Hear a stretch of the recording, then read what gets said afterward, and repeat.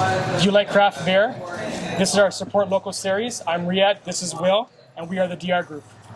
And we have James today from Banter and Co. Thank you so much for joining us. Thanks for coming. Yeah, No problem. Well, I'm loving this patio. I'm excited for this, yeah. yeah, it's a beautiful day for us. Yeah. So describe your business and what makes you stand out. Well, we're a very, very small craft brewery as it goes. We're actually, you've heard of microbrewery.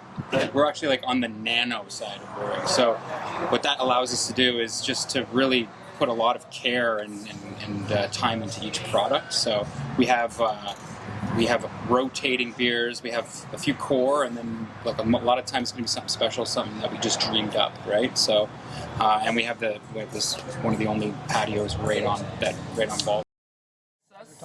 The process of coming up with an idea of a flavor to its execution to being sold. Like how long does it take for you to come up with an idea and execute it? Honestly, basically as long as it takes for me to get the ingredients. Like, it takes me only a few minutes to write a recipe at this point. Right. And then, it's just then collecting the ingredients we have on hand and making it happen. Like, if we're going to be using fruit or something like that, sometimes it takes a little longer. We have to plan a little further in advance. But writing recipes now, from what we know and we've experienced with our equipment, it's fairly quick. But brewing process from beginning to end is typically about 12 to 14 days. Oh, wow. Yeah. Okay. Wow. Okay. So what's your story? Are you native to Durham, and then why beer? Yeah, so I grew up in the Durham Region. I went to high school in Bowmanville, and basically grew up in Bowmanville, and then I've never lived outside of the Durham Region at this point in my life. Okay. I've always had a passion for beer since basically I was allowed to go into the liquor store and select all kinds of different tastes from all over the world, right? And then, I got really, really into, some serious European style beers, had like a bit of a pilgrimage to Belgium. And then when I came back from that was in 2010. When I came back from that, I was like, I got to start brewing beer. So I bought a book, How to Brew Like a Monk. It did nothing for me, but Brew like a monkey. But I just dove into to brewing beer at that point. Yeah, so no formal training really, just passion, interest, and yeah. And sometimes that's all you need. You just need that passion, and everything falls into place, right? Yeah, I guess so. Yeah. Interesting. So in 2010, you said you came back from traveling, bought a book on how to brew beer, and then what sort of got you to this stage? This stage kind of just, honestly, just the way life works out, right? So I was working for a company. I put in 18 years in a company, and they were changing. It was right in the middle of the pandemic, actually a few months after it started, and my position was affected. So, given that I was, had 18 years with the company, I was able to not work and put my effort into this over however many 22 months it took. Wow. Yes. Okay. So, what motivates you every day? Actually, you know what? To be honest, it's got to be the customer feedback. Like, people people seem to really enjoy the beers, and they enjoy the time that they have here, and that really.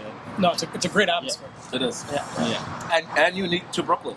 This is true. Yeah, we're the first craft brewery in Brooklyn. Right. So when it came to come up with a concept, because you see all the other restaurants here in town, what sort of was your thought in terms of coming up? I think you guys opened up in this new building.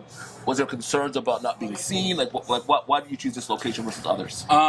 Location was one of the most difficult parts of making this happen. So selecting this location was about a 6-month process, and it wasn't just this one. There was a few others, right?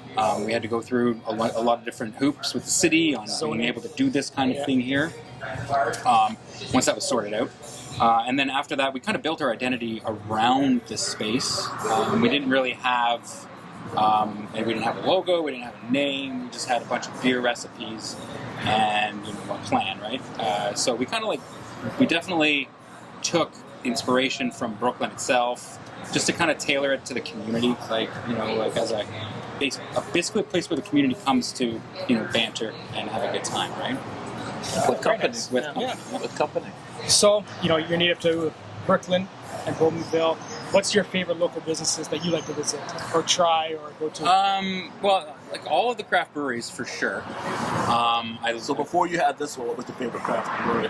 Probably Town. Town was one of the ones that really got me going because they were like first to the table in Durham Region with that hazy IPA, and that really changed craft brewing as we know it, right? That particular style, and they really came out of the gates with it, right? And then I love them all right now. Like we have a good community here. Like I know most of the brewers and most of the owners in Durham Region, and we talk often. What about food? Anything that you love to go to? Or I'm a Bowmanville guy, so I can't say enough good things about the Yardbird in Bowmanville. It's a tiny little restaurant with two owners that just kill it, and the food is fantastic. And Durham Eats, I always see their posts, but I've never been there myself yet. So. Yeah, and not to say that I don't love other places. I love KB and Whitby. as Love well. KB. Yeah, so mostly I like to eat and drink, so mostly restaurants and breweries are what I'm into. Right? Perfect. That's great. And what's one of your biggest surprises while owning this amazing business? Yeah, everything was a surprise, I guess. Just I've ran businesses, but under corporate umbrellas, right? So it's always I felt like I know how it's going to go, but like as an entrepreneur and having everything on your shoulders and having to figure everything out and all the hurt, it's just everything is a surprise, right? From how many licenses and how many permits we needed to make this happen to just even the smallest like day-to-day operational things, right? Interesting. So when it comes to selecting, like you said, you have a rotating tap. So when you get feedback that's negative, how do you guys deal with that? To be honest, beer is a very personal thing to a lot of people. A lot of people dislike certain styles. You can't take too much of it to heart. The sales really dictate whether or not we go forward with a beer.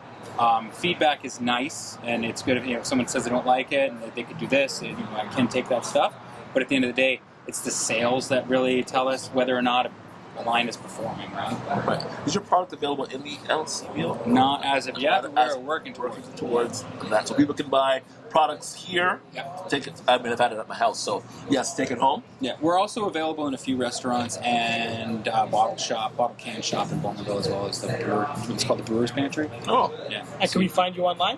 Yeah. We have a website. We've got an Instagram and Facebook, LinkedIn presence. So. What's the Instagram handle?